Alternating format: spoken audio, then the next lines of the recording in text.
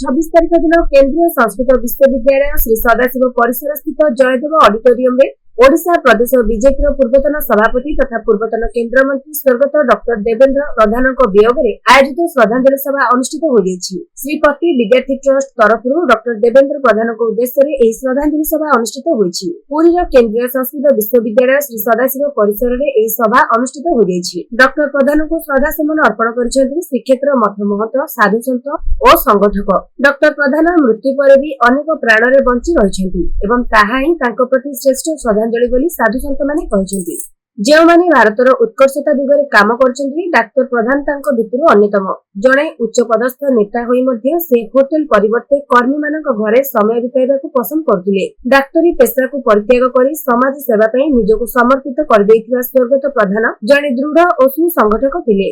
वाजपेयी सरकार में 2 थर केन्द्र मंत्री 3 थर बीजेपी राज्य सभापति और बीजेपी राष्ट्रीय उपसभापति भाव निजर कार्यदक्षता प्रदर्शन करथिले। डॉक्टर प्रधान समाज एवं संगठन में समस्त को भल पाइबा सह एक व्यक्तित्वर अधिकारी थिले। निजर नम्रता और भल पाइबा माध्यम रे समस्त को निजर करि पारिथिले। से आम समस्त पई प्रेरणादायी। ओडिशा राजनीति रे तांको योगदान सबदिन पई अमर होई रहिजिवो। तांको अधूरा स्वप्न को पूरण करबा पई आमे समस्त लागि पड़िबा उचित बोली आयोजित पूर्वतन केन्द्र मंत्री स्वर्गत डॉक्टर देवेन्द्र प्रधान स्मृति रे श्रद्धांजलि सभा रे जोग देई वक्ता माने स्मृतिचारण करथिले। तेनु अनेकଙ୍କୁ ଏହା ଅନୁପ୍ରାଣିତ କରିବ ବୋଲି ସ୍ମୃତିଚାରଣ କରି କହିଛନ୍ତି ଅନେକ ବିଜ୍ଞ ବ୍ୟକ୍ତି। ପ୍ରାରମ୍ଭରେ ବେଦ ପାଠ ହେବା ସହ ଏହି ଶ୍ରଦ୍ଧାଞ୍ଜଳି ସଭା ଆରମ୍ଭ ହୋଇଥିଲା। ଏବିଭିପିର ରାଜ୍ୟ ଉପସଭାପତି ଡକ୍ଟର ନନ୍ଦିଘୋଷ ମହାପାତ୍ର ସମସ୍ତଙ୍କୁ ସ୍ୱାଗତ କରିଥିଲେ।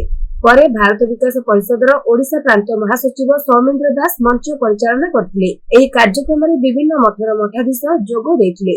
मठाधीश रामकृष्ण दास महाराज कहिथिले तांको नीति आदर्श रे आगो बढ़िले निश्चय सफलता मिल परिबो। विजय रामानुज दास महाराज कहिथिले केवल जन जननायक भाबे निजक प्रतिष्ठित करनथिले बरम जने सरल निष्कपट नम्र और निरहंकार मनीष थिले। रामचरण दास महाराज कहिले ओडिशार परिवहन क्षेत्र में तांकर बड़ भूमिका थिला। दिग्दर्शन पट्टनायक तांको व्यक्तित्व विषय रे कहिथिले। राज्य महिला मोर्चार राज्य कार्यकारिणी सदस्य रंजिता पाढ़ी जोग दे विद्यार्थी परिषदर डॉक्टर प्रधानक भूमिका विषय रे आलोकपात करथिले। एही अवसर रे सत्यवादी विधायक ओम प्रकाश मिश्र कहिथिले जणे किपरि कार्यकर्ता हेबो से डॉक्टर देवेन्द्र प्रधान को अनुसरण करिबार आवश्यक रहिछि। बीजेपी जिला सभापति देवेन्द्र तराई कहिथिले जे निर्दिष्ट नीति को पाथेय करी राजनीति करुथिले। राजनीति को आसीबा पई आगामी पीढ़ी को मनरे आग्रह सृष्टि करिबा कहिथिले। सेहीपरि भारत विकास परिषदर क्षेत्रीय महासचिव पूर्णचंद्र कुटिया कहिले ओडिशार विकास दिगरे निरंतर प्रयास जारी रखिथिले। राष्ट्रीय स्वयंसेवक राजकिशोर मिश्र संगठन सुदृढ़ करिबारे तांकर भूमिका नै आलोकपात करथिले। काकटपुरर पूर्वतन विधायक सुरेन्द्र सेठी कहिसेंती आमे समस्त ठीक भाबरे काम कले तांको पई श्रद्धांजलि हेबो। पुरीर पूर्वतन विधायक जयंत षडंगी बीजेपी राज्यर आसीबा पई देवेन्द्र प्रधानक भूमिका विषय कहिथिले।